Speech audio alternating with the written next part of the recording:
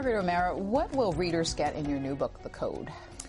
Well, we've had biographies of tech leaders like Steve Jobs and Bill Gates. What they're going to get in The Code is a biography of Silicon Valley itself, or the modern American technology industry itself. I felt that there was so many people. I've been studying this region for so long and this industry for so long, and people always ask me, what's Silicon Valley's secret? How do you build another one? And so I set out to answer those questions for them in this book. Yours is a story of 75 years of government support and encouragement of the tech industry. I want to show you a clip that is where we are today. This is from last year on Capitol Hill with Mark Zuckerberg in front of a Senate panel. Let's watch. Car companies face a lot of competition. If they make a defective car, it gets out in the world, people stop buying that car, they buy another one. Is it an alternative to Facebook in the private sector? Yes, Senator. The average American uses 8 different apps to communicate with their friends and stay in touch with people, ranging from texting apps to email. Which is the same service you provide? Well, we provide a number of different services. Is Twitter the same as what you do? It overlaps with a portion of what we do. You don't think you have a monopoly? It certainly doesn't feel like that to me. Okay. Mr. Zuckerberg, would you be comfortable sharing with us the name of the hotel you stayed in last night?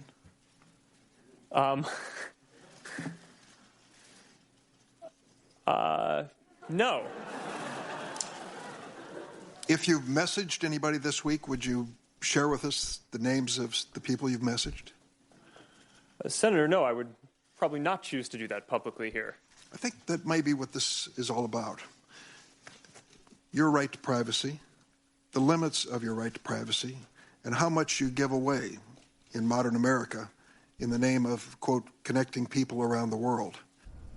So since that hearing happened, other industry titans have been in front of panels on Capitol Hill with similar sorts of exchanges. And today, while we're talking, down at the White House, there is a gathering of people who are aggrieved on the right side of the spectrum who feel that they are not getting access, that they've somehow been censored. All of this is wrapped up in one big question. What's the state of the relationship between big tech and the government today? It's pretty rocky. And it's really interesting because it's such a contrast. Here we are talking in 2019. If you dial back even 5 years ago when I started work on this book, the mood was so different. There was a lot of the techno-optimism of Silicon Valley was something that was shared by a lot of leaders in Washington on both sides of the aisle. The idea that these private companies had done these extraordinary things, that their products could be beneficial, that the connection, the communication was going to open things up. Think about how presidential campaigns like Barack Obama's used Facebook, for example, and used the internet so effectively to marshal support. And that was something that was seen as this is the future not only of campaigning but also of governing.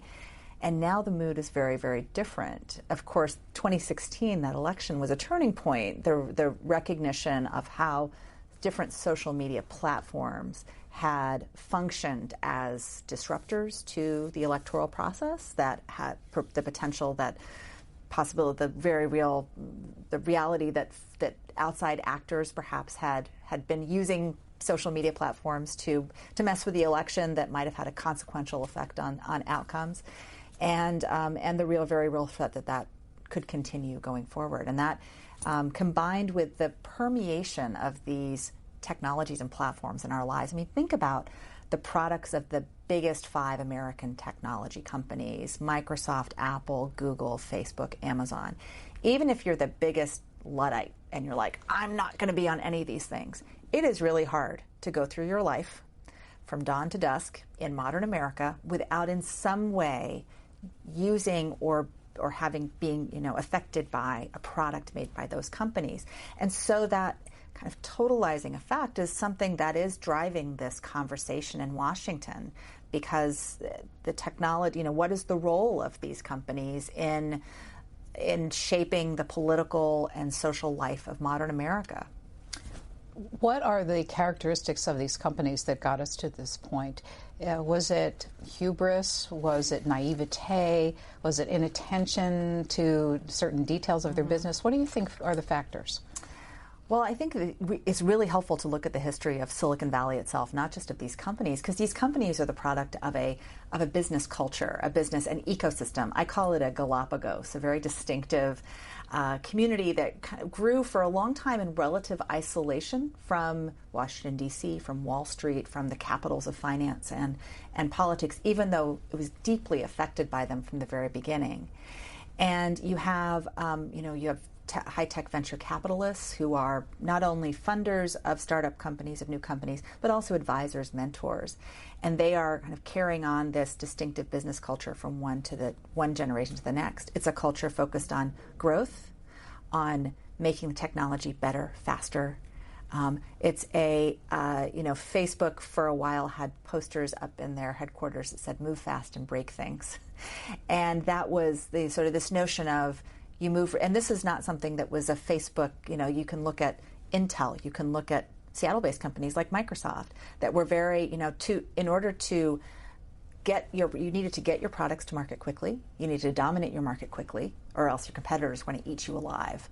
And so you had to move very fast, and if something got broken along the way, then that was the cost of doing business. And that's part of how we got where we are, not necessarily of malevolence. These leaders didn't set out to say, oh, we're going to be this disruptive force in this way. I liken it to a runaway train, that this incredibly effective technology, they were so good at doing what they set out to do, but it's had all of these unintended consequences. Yours is a story of 75 years of history, evolution, really. And I really want to go through some of the decades because each one of them has its characters and its stories to tell. But there are themes that come across, and you referenced one of them, which is the government involvement and support and encouragement of this, and we'll get into some more details. Also, light regulation, which it might be something that's changing. We can talk about that. But another theme throughout the book is that high tech has been and maybe continues to be the provenance of mostly white males. Yeah. One character in your book that works her way all the way through is someone by the name of Ann Hardy. Who is she, and what story does her life tell you about the tech industry? Ann Hardy is one of those hidden figures of Silicon Valley that I think her story tells us so much about how the industry has changed and also how we can understand this continuing gender imbalance. She, in 1956, walks into IBM's headquarters in New York City, a few years out of college. She's heard that there are programming jobs to be had. She knows nothing about computers, but a friend of hers told her about this job, said, they're hiring people, they'll teach you on the job. So she shows up, and she gets a job as an entry-level programmer. She works her way up and becomes a manager. She's managing a team. She's at IBM for the better part of a decade. But she's combating sexism every single rung of the ladder. And at one point she's managing a team, an all-male team, and she discovers that every single man on her team is making more than she is. And she demands a raise, gets a raise, and she still realizes that some of the people she's supervising still are making more than she does. So she left. She ends up in California by the middle part of the 1960s. And she's passionate about the technology. She's really interested in programming and using computers. And so she ends up at a small startup that's growing on Palo Alto that's in this new business called time sharing, which is the internet before the internet. It's networked computers.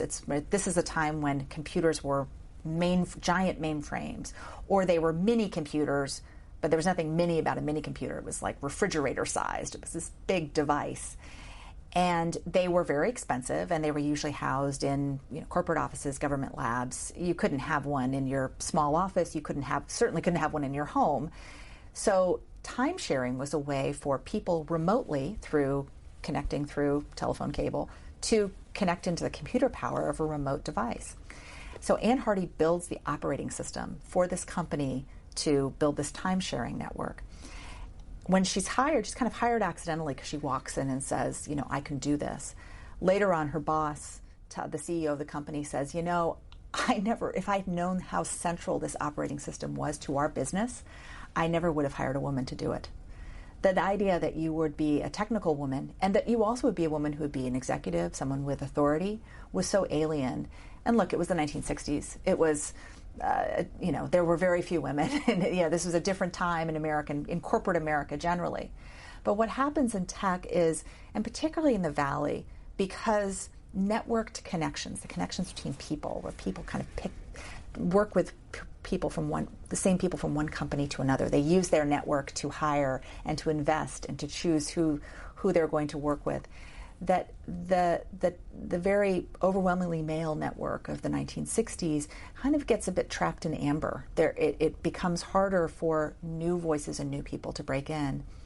The other thing that works, a challenge for people like Ann Hardy, in addition to kind of the casual everyday sexism of corporate retreats where people would say, well, the women, you can't come because if you come, then we'll have to invite our wives and then we can't, kind of have dalliances on the side while we're at this corporate retreat, that sort of stuff.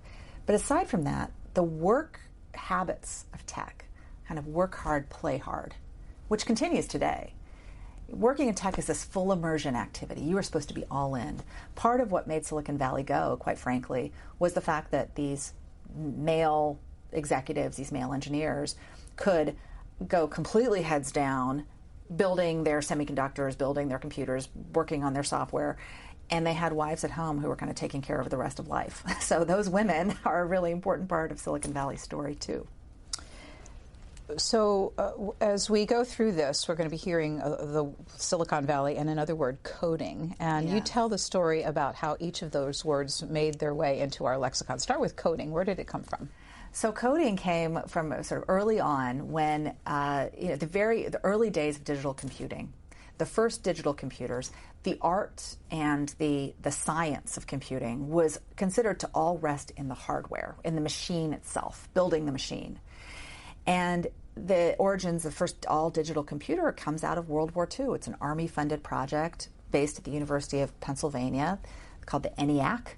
It's later commercialized as the UNIVAC, which was really the first commercial computer. In the very early days of computing, UNIVAC was kind of a brand name like Kleenex or Google. The computers referred to as UNIVACs. In fact, there's a really great political story, a Washington political story involving a UNIVAC. The first appearance of a computer on television was in the 1952 election eve of the presidential election, and Walter Cronkite, newly hired anchor at CBS, is managing the election night coverage, and they have a UNIVAC computer that's supposed to predict the outcome. This is Eisenhower versus Stevenson, round one. And the UNIVAC predicts, correctly it turns out, an overwhelming victory for Eisenhower, which was so decisive in its predictions that all of the programmers were like, wait, I think maybe they've got it wrong. It turns out it was entirely right. But coding, at the time when the hardware was considered to be so important, the software was kind of like, it's like being a telephone operator. To program a computer, you were just plugging in different wires in different places. It wasn't considered to be an art or a science. It was just considered to be very routine. That that coding something was essentially like data entry. So a coder was someone who was kind of a drone. Unsurprisingly, this was seen as women's work. Well, if you're secretaries, telephone operators, well, it's kind of basic. A woman can do it.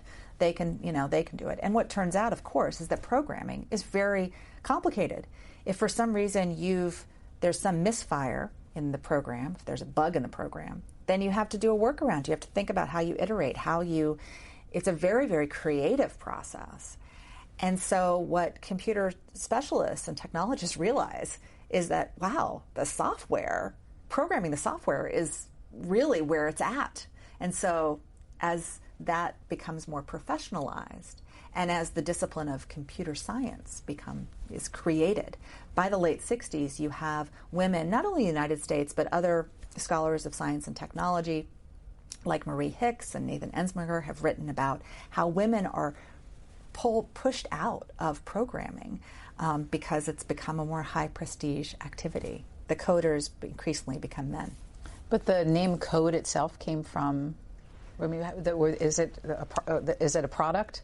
Code? The code. Uh-huh. Well, yes. I mean, there's code, there's software code, the actual coding, but the idea that a code, it's of course coming out of World War II. It's a time of code cracking and deciphering, sure. but also is there's the routinization of it. It's not seen as a particular, it's something where there's a pattern. Like Morse code, for example. Yes, like Morse code, where it isn't a creative process, which really coding is. It is extremely, it's something where there is, the best coders are people who are always thinking about and thinking in rather complex ways about, and particularly now with, programming is much more complex. But even then, in a way, programming was even tougher when you had less memory, when you had to be brutally efficient in kind of getting everything getting the commands to be as short as possible, to use as little memory as possible. And now we have these incredibly powerful machines in which you have a lot more latitude to stuff things in. How did Silicon Valley get its name? This is a great story. So Silicon Valley wasn't called Silicon Valley until 1971. Before that, it was the Santa Clara Valley. It was a fruit-growing valley in California. It gets its name and so what's happening in 1971? The major industry in the valley is silicon semiconductors, the microchips, and made of silicon. And it turns out that there were, at the time, the main customers for these semiconductor companies were not people like you and me. They were other companies. They were computer makers, the big computer makers like IBM and Honeywell, who were mostly based elsewhere. And so the sales guys for these big computer companies would come out, and they started kind of colloquially referring to the valley as Silicon Valley among us, because that was just the main action. And there's a reporter for a trade paper that is based in Palo Alto, Electronics News, a guy named Don Hoffler, and he's writing this big feature story in January 1971 about the silicon semiconductor industry in the Santa Clara Valley. And he gets wind of the fact that Silicon Valley is kind of the colloquial nickname, and he's like, "Oh, that's a good thing to tie. I needed a headline for this story." So he headlines the story, Silicon Valley, USA. And that name stuck. Although it was something that was bandied about in the valley for a while within the industry, and it really is it's not until the late 70s when it starts becoming kind of disseminating out. And I found in my research references in, the Washington Post and New York Times and Fortune magazine start talking about the valley, the Santa Clara Valley, and then occasionally they'll start saying Silicon Valley in quotation marks. The Post is referring to Silicon Valley in quotation marks until about 1979, and then it breaks out of then it becomes more of a familiar lexicon. But it's a very, it was out of the way place. It was seen as so off to the side of the main action for so long. Well, we're going to go back in time to tell this story as you do in your book. Before we do, I'd like people to know a little bit about you. Yes. How did you get interested in this? I got interested in this. I was in graduate school, and I knew that I wanted to write I worked in politics, worked in Washington politics before I went to graduate school. I came to graduate school to study political history, and I was interested in looking at the Eisenhower years and looking at the domestic impact of the Cold War. And I kind of funnily enough, I was coming at it very much as a kind of political junkie. I was interested in what the Eisenhower White House was doing and what lawmakers in Congress were doing in the 50s. And then, of course, one of the greatest domestic impacts of the Cold War was what the military-industrial complex did to seed the electronics industry and the computer industry. And I realized that, this is the story. This is the story of how this whole new economy was built, and I've always been really interested, ever since I was working in Washington, in how business and government interact with one another. They have an antagonistic relationship, but they also have a collaborative relationship. I mean, the real story of American history is one of public-private partnership in many ways that sometimes are unseen. And so I think this story is a really great way to get into that, to understanding how can government support business and vice versa. How do you have, the funny thing about the Cold War is you have the biggest of big government programs, right? You have the space race. You have what Eisenhower memorably labels the military-industrial complex. That becomes the foundation for this entrepreneurial flywheel of incredible creation and innovation and wealth, private wealth creation, and in fact an industry that is kind of considers itself an industry that built itself on its own, that actually government has become almost invisible to many of the people who are in Silicon Valley, who are the creators of these companies and these technologies. They think there isn't a role, but actually there is, and that's part of the magic, actually, that it is kind of a government out of sight. What had you done in Washington? I was, like a lot of young people who come to Washington, I came here via a political campaign. I worked on the 1992 presidential run of Bill Clinton. I just graduated from college. I was from Arkansas. I, like any good history major, I didn't have a job. No, history majors get lots of jobs. Everyone should know. But I came home to try and figure out what to do next and how to what I was going to be when I grew up. And I was like, well, heck, I'll volunteer on the campaign. And that volunteer position within a span of a week turned into a job, an entry-level job. I started in the correspondence office, as many great political staff careers start. And then one thing led to another. And then when your candidate wins, of course, everything changes. So I spent the first Clinton term and a little extra here in Washington, D.C., working in the White House, working at HHS, working both for President Clinton and for Vice President Gore. So it was an extraordinary education. I call it my first graduate school. Aside from just kind of witnessing things as one does when you're a young staffer, kind of on the perimeter of the room, or in the room where it happens, if not making the decisions, but watching very powerful people struggle with the decisions they have to make. It gave me this appreciation for the humanity of politics, particularly how even the people at the highest levels of power, whether it be in government or a business, they're just human beings who are trying to figure it out.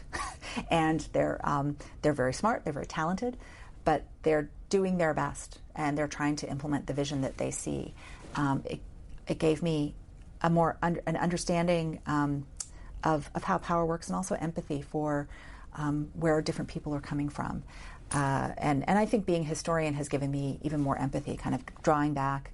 I've now spent 20 years on the other side of the fence, looking at this not as someone who's in politics, but looking at politics and business from someone who's trying to understand why people are doing what they do. And I think looking at the history of Silicon Valley, or looking at the history of American history writ large, it is a way not only of better understanding our present, which is really one thing I hope that this book will help readers do, is understand how do we get to this big tech now, and then where do we go from there. You really do need the backstory. But it also helps you kind of get back from all the noise and the fighting of right now, of who's right, of who's wrong, and draw back and say, okay, why do people make these choices? And what were they hoping to do? And what didn't work out? And then you have a richer understanding and perhaps some more empathy for why different actors are doing what they do. How long did you work on this book? I worked on this for the better part of 6 years, really, from idea to execution. I moved down. I live in Seattle.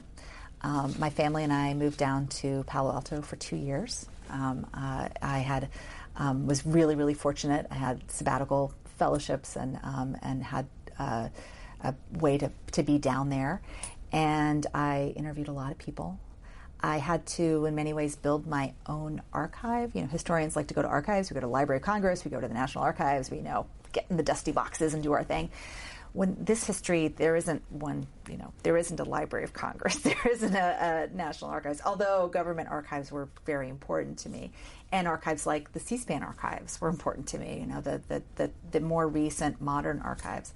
But I had to draw in different things, talk to people who were there when it happened, draw in oral histories that others had conducted of people who were, no longer with us, corporate records. Sometimes people would just give me file folders that they'd kept in their attics for the last 30 years.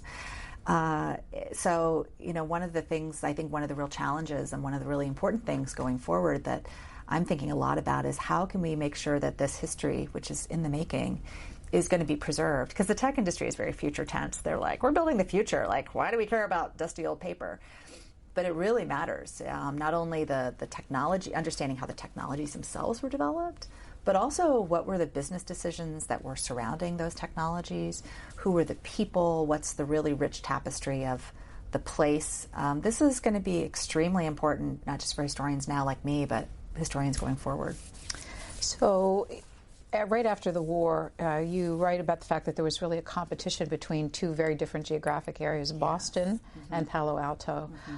Who were the patrons in each? Why were those two cities? You mentioned Pennsylvania, so why was it Boston and Palo Alto, and who were the big patrons behind it? And then I'll ask you, why did Silicon Valley actually triumph in this? Why did they triumph?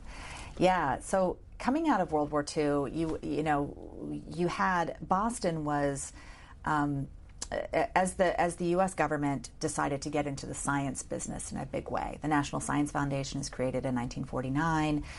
There's a decision, an unprecedented decision, to go big on public investment in peacetime research and development.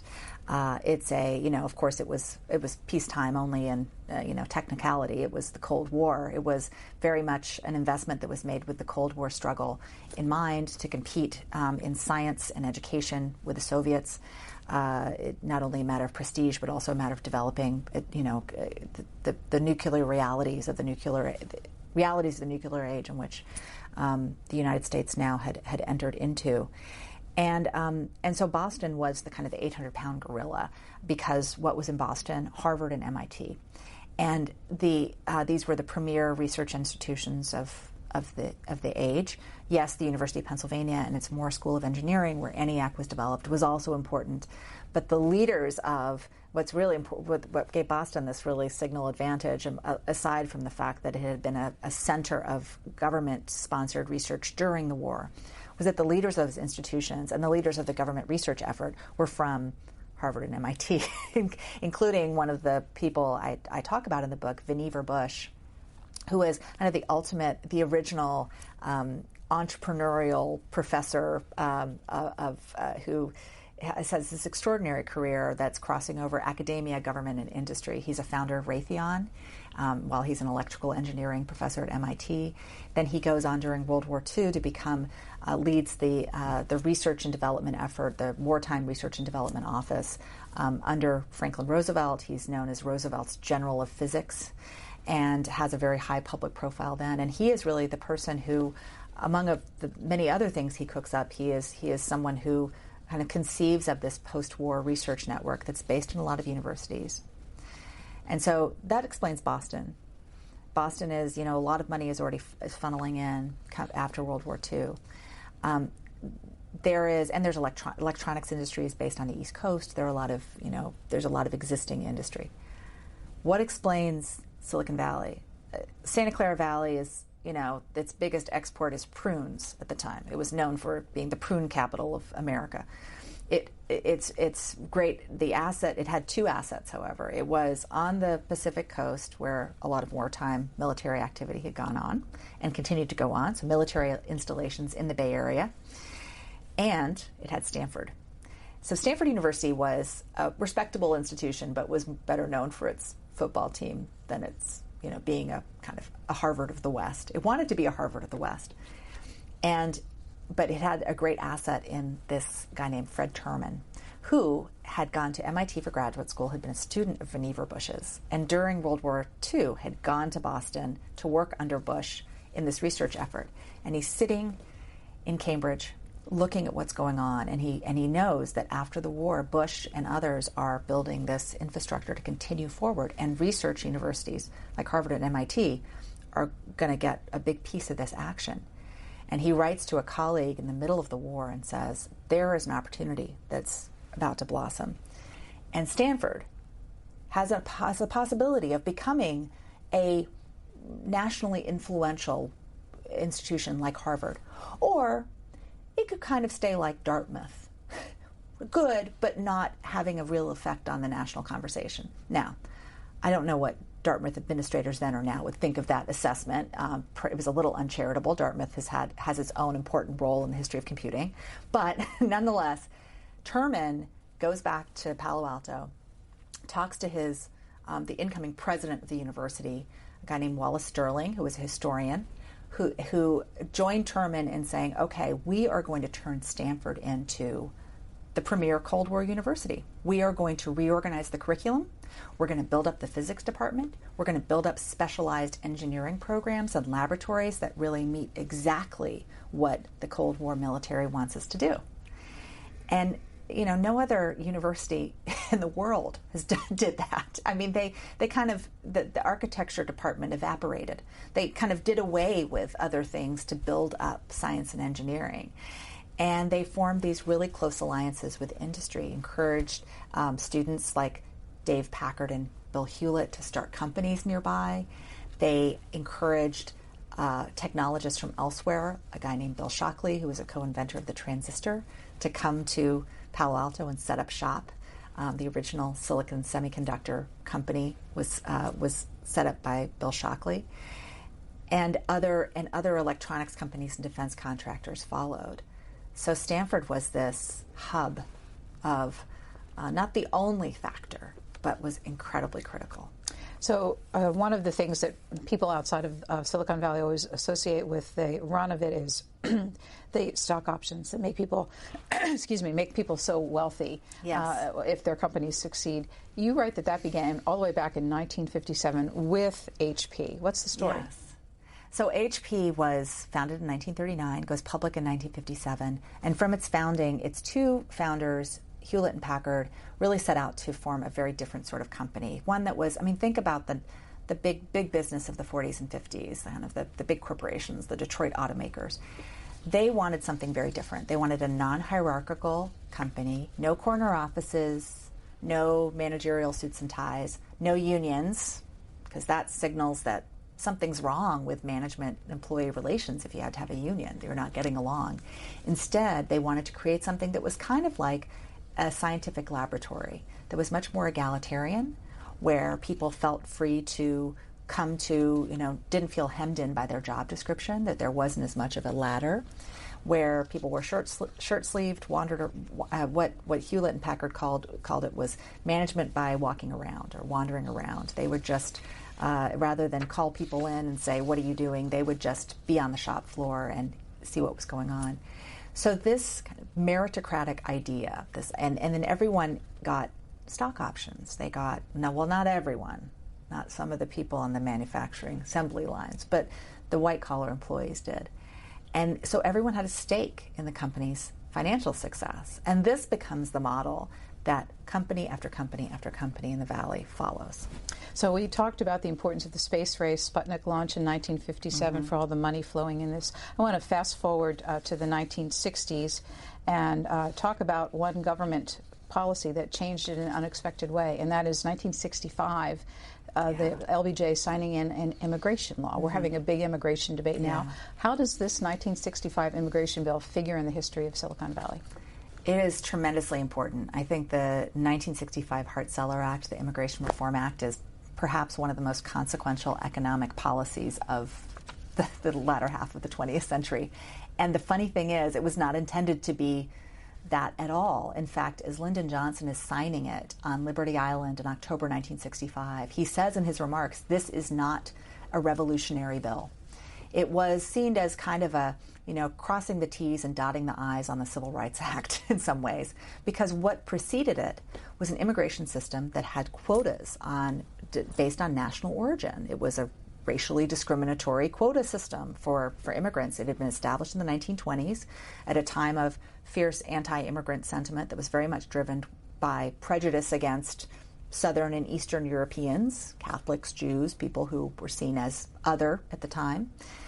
And that was basically holding fast until the mid-60s. And so Johnson and liberal Democrats kind of pushed through this immigration reform that was really just supposed to set things right. And the assurance that Johnson gave some of his fellow Democrats, including Southern Democrats, who were a little worried about what this liberalization of immigration might bring, said, look, this is not going to change anything. And it turns out it did. It opened up America's doors to immigrants from around the world, including huge streams of immigration from South and East Asia. Many of these immigrants, Taiwan, Hong Kong, India, China, end up in the Santa Clara Valley in Silicon Valley. They become the engineering backbone of the valley. They go on to found companies in disproportionate numbers. By the 1980s, you have 1/3 of the companies founded in the valley are founded by people who are foreign-born from either India or China. Those two, and then on top of that, there are other people from other places. You also have refugee programs. You have refugees from the former Soviet Union. They and their children go on to found companies. Google is co-founded by the child of a Soviet refugee. You have other refugees that come earlier in American history. Andy Grove, the legendary leader of Intel, came to the United States as a teenager after World War II from Hungary, worked with penniless. With nothing would have signaled to immigration officials that he was destined to be one of Silicon Valley's greatest and most influential business leaders, and yet he was. So that immigration system has been really critical and continues to be really critical. For the fact that why is Silicon Valley so great? It's not because Americans are better at technology than everyone else. It's because the American system has allowed the free movement of people and capital and has drawn people from around the world like a magnet from all over the world as students, as entrepreneurs, to the Valley and to American tech centers. And that has been really fundamental to what we have today and the American dominance in the tech space. The 1970s are a pivotal decade. I'm reading your book. Yeah. So much happened. What are the most critical things people need to know about the 1970s? The 1970s is this moment when a new generation, a new baby boom generation comes of age in the Valley. And they have been, they are products of this space race, Cold War age push towards science and technology. When they're elementary school students, they get exposed to science and want to become astronauts.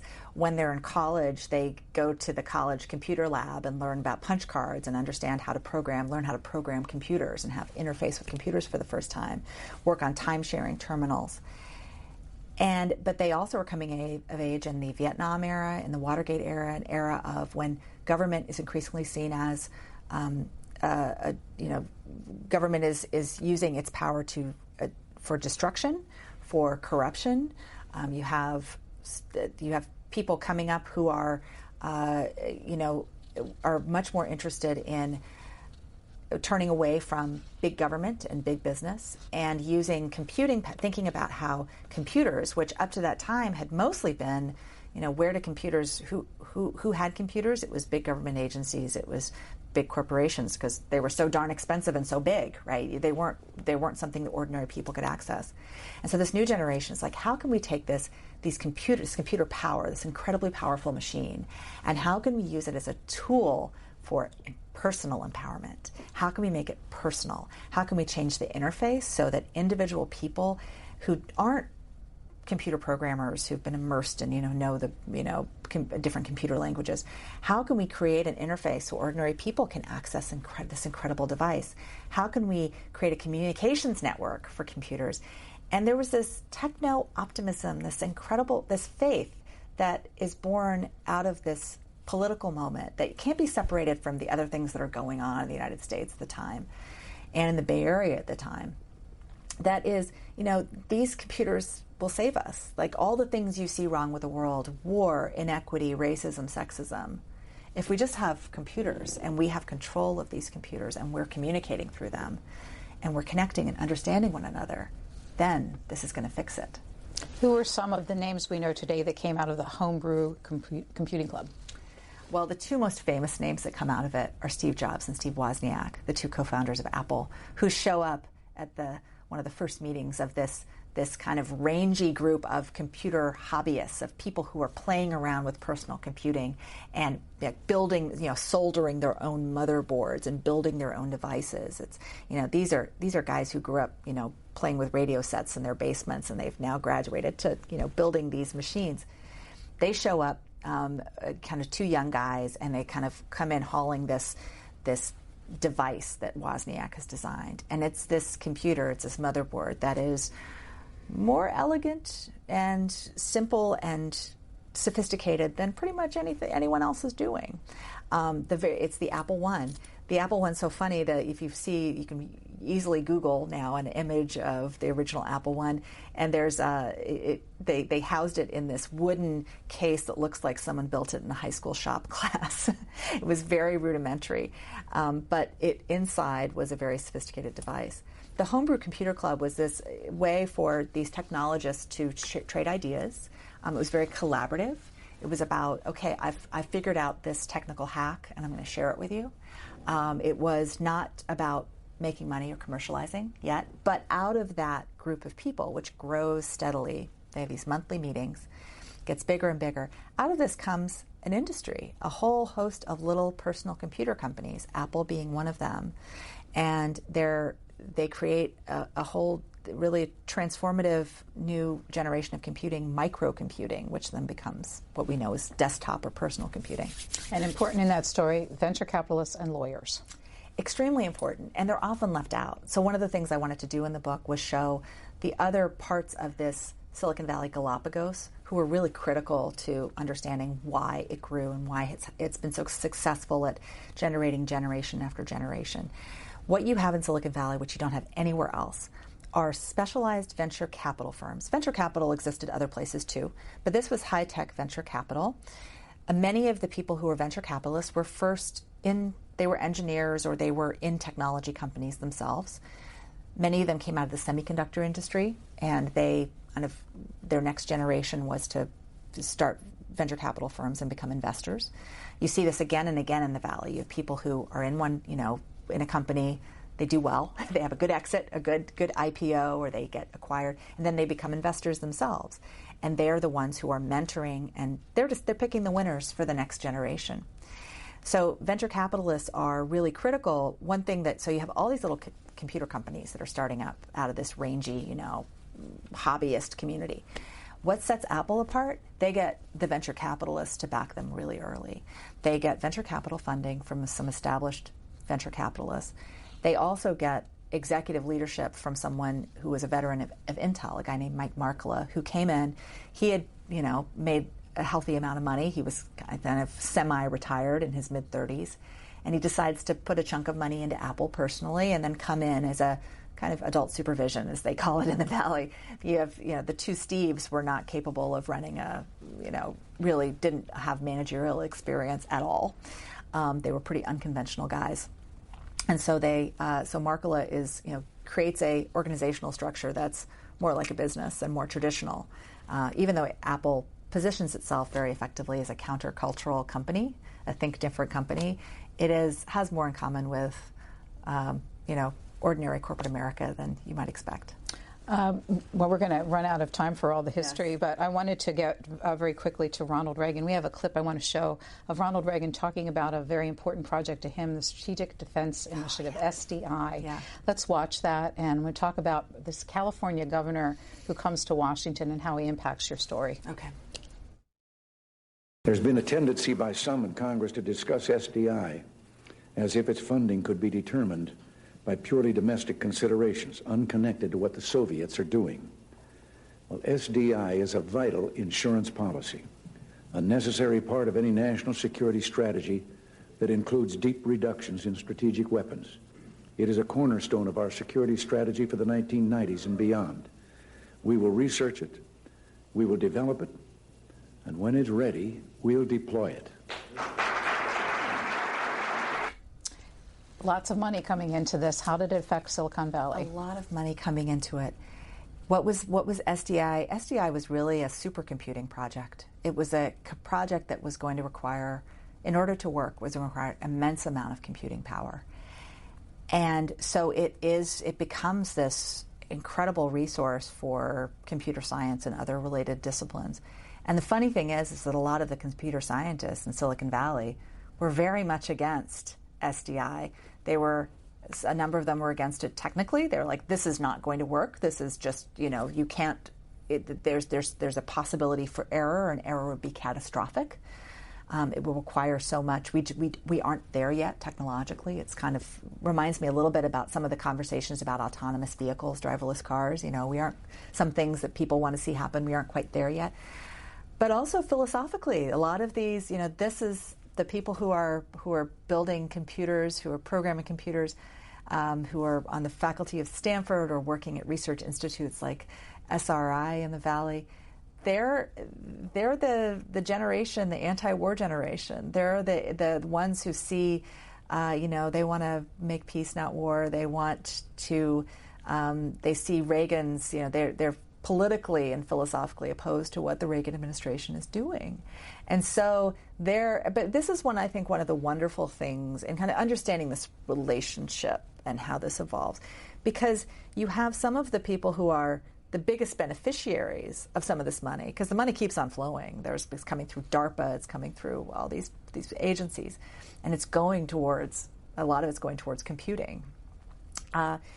Even some of the people who are the biggest beneficiaries are simultaneously kind of, protesting and picketing and having meetings and writing open letters. And this ability to dissent while still being part of the system, I think, is really important. When we think right now about, for example, competition with China in technology, the difference in this political system recognizing how much the American political system has made Silicon Valley possible, not always intentionally. Sometimes it's been unintended consequences, the Immigration Act being an example of that. I mean, there's example after example after example. But that's this interplay that I find so interesting and really important in understanding as we're talking now about what's going to happen next and what's the role of Washington. You need to understand this history and these interesting complexities and the distinctive only in America aspect of so much of it. The next clip, I want to fast forward to the Clinton administration, yes, for whom you worked, and Al Gore. This is actually before they took office, and the summit that they called together to encourage entrepreneurialism. Let's watch. A lot of the infrastructure investment we've made over the last 200 years has been in infrastructure that makes it easier for us to move around the resources that used to be even more important. They're still important. But if the key resource is knowledge today, shouldn't we be giving a lot more emphasis to the kind of national infrastructure we need to share information and create and share knowledge, like the information superhighways referred to earlier, digital libraries, the software and the programs that make it possible for children to come home after school and plug into the Library of Congress. So during the Clinton and Gore administration, the 90s were the boom in Silicon Valley, and a lot of people made a lot of money. How responsible was administration and government policies for that boom? The government played a big role. I love that clip. The other person that the close-up shot is, of course, of John Sculley, who was then CEO of Apple, who was a very close, there during 92, 93, he appears in sitting next to Hillary Clinton at the first Clinton State of the Union in 1993. The government is what Al Gore talks about in this clip, what was then known as the information superhighway, but this notion of infrastructure. This was the basic. You did have to have that foundational infrastructure in order for the internet boom to happen. The internet existed since 1969. It was a network for researchers, for military, for people on different parts of the defense research establishment, but also academic researchers to communicate with one another. In the 1980s, it gradually starts opening up, but up until 1991, it was what was called the walled garden of the internet, where you could not do any sort of commercial transactions whatsoever on it. You could have companies could have a .com domain, but they couldn't buy and sell on it. So it was very limited. What happens in the early 1990s, in the late years of the George H.W. Bush administration and the early years of the Clinton administration, is the laying down of this infrastructure. A lot of stuff that's happening below the political radar screen, by and large, including even, like young political aides like me. I was working on other things. I wasn't working on tech at the time. And it was like, oh, what is this information superhighway stuff? Like, no one really understood it, and a few people were paying attention, but it was, we were working on healthcare reform and, other things that seemed more central. But there were a few lawmakers, Al Gore being one of them, Newt Gingrich being another, who in the 80s and the early 90s are keeping their eye on the ball and recognizing that you have to lay down the basic infrastructure and allow this internet backbone to be to become not regulated in terms of limiting what sort of commercial activity can happen on top of it, but creating a network that the government, is encouraging entrepreneurial activity to happen. So there is a really important role that the government plays. You also report in the book that Al Gore went on the board of Apple and became a 100 millionaire in the process. Yes. How prevalent is that in your telling of the story for people who were regulators or lawmakers then to leave public office and make a lot of money in this field? Well, I mean, Al Gore is an exceptional figure. He's exceptional in the sort of central role he played in terms of, in the 1980s, caring about computers when other lawmakers really didn't quite get it. And also in the central role that he played in kind of being the techie in chief for the Clinton administration, but also the immense wealth and success he's had and afterwards. And that is, but we do in the last 25 years, as Silicon Valley has gotten larger and wealthier, there has been much more traffic back and forth between D.C. and the Valley in terms of people who work in one and then move to another, or vice versa. And there are a lot of people in the Valley now who are veterans of the Clinton, Bush II, and Obama administrations who are now working in these companies. A lot of them, there are a number of people, these Valley companies, of course, are very important forces in Washington, D.C. politics. They've grown their lobbying operations really significantly. In the 1990s, they didn't have lobbyists. I mean, Microsoft had one guy working out of a sales office up in Bethesda. And he kind of would carry stuff around in the back of his Jeep. And now how large is their lobbying group? Oh my gosh, I can't even, a lot bigger. There's some of the largest, some of the biggest, lobbying operations in Washington today are the big 5 tech companies. Presumably the Microsoft antitrust suit had a lot to do with the recognition that Washington was going to be important in their development. It was a wake-up call for that company. Bill Gates famously kind of joked when the FTC was first starting to, bring enforcement action against Microsoft in the early 1990s. Gates scoffed, the worst thing that could happen to me in Washington is I could fall down the steps of the FTC and break my neck. It turns out it was, Microsoft in the end didn't have to break up, but it came out with guardrails on what it could do. It came out, much more cautious, more constrained, perhaps less willing to dive into new markets in the aggressive fashion that it had before. Part of it was a new tech generation was growing.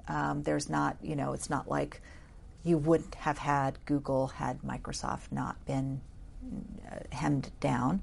Of course, we don't know. I mean, it's counterfactual history is impossible. But, there's a new generation was growing, and this happens again and again, this new generation of regeneration of tech.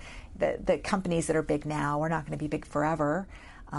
It'll be interesting to see who we're talking about 25 years from now and what relationship they will have to the companies right now. Very quick clip as we run out of time here with, it seems like it was really a long time ago. It was just 2011 and the first tweet from the White House with Barack Obama. Oh, let's watch.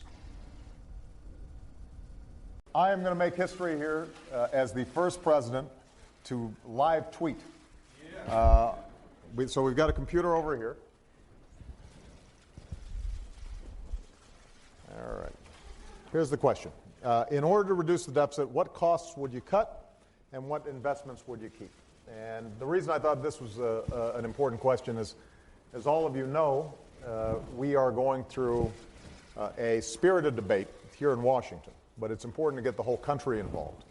That was only 2011, and now we have a tweeting president who has used this platform. But the 2000s and the 2010 stories is the story of the rise of social media and how important that became to this platform. Yeah. And as we tell the story, we're now coming full circle. Yeah. So what guarantee is there that Silicon Valley and all of its permutations will continue in the United States to have the dominance that it has? Right now, we're hearing the Huawei story, and China has certain intentions. Russia has been a major player in using disruptive technologies. There are other non-state actors who are using social media and other causes. How does Silicon Valley preserve the important role that it has played? Yeah. Well, I think looking back to its history and recognizing the foundational nature of public policy in creating a entrepreneurial sandbox, for lack of a better analogy. You know, what the U.S. government did is it put a whole lot of money in tech's direction and then got out of the way. The internet, you know, part of the dilemma of social media right now is that it's an unregulated space. And, you know, funnily enough, that lack of regulation is part of what allowed it to grow, allowed these companies to blossom. In the 1990s, when those rules of the road were being laid down, you know, the infrastructure, there was a choice that was made, an agreement that the internet companies would self-regulate. And that was made in order to encourage free speech and conversation on the internet. Because in that time, the big worry was the big businesses were, you know, media was cable, was Comcast, was, you know, Time Warner. and now you have these companies that are perhaps more powerful than all of their media combined in some ways, in some places. So will it continue to dominate? These other countries, like including China, are making foundational investments in research and development, in advanced technology like AI, autonomous vehicles, and on, in higher education. The U.S. has drawn back. The U.S. is drawing back from the open doors of allowing the best and brightest from around the world to easily come here and be encouraged to come here and create. So it's, you know, impossible to predict the future, but there are ways in which we can create this foundation, not just to replicate and continue what's going on right now, but think about, okay, how can new voices come into the conversation? How do you have more Ann Hardys? Where are the kids out there who aren't being, you know, wouldn't easily come into this world, and how do you bring them in? And how do you also get different voices in the room who are figuring out what the technological questions are and what the solutions are, ones that are made with the world in mind, because American technology companies have global markets.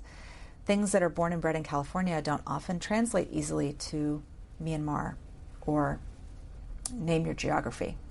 So these are the real challenges that not just the Valley and not just Washington, but both, and all of us who use these products need to wrestle with going forward. It is a big and sprawling history full of interesting characters. The book is called The Code. Margaret O'Mara, thank you very much for spending an hour. We've just really skimmed the surface of the story that you tell. Thank you. It's been a delight. Thank you so much.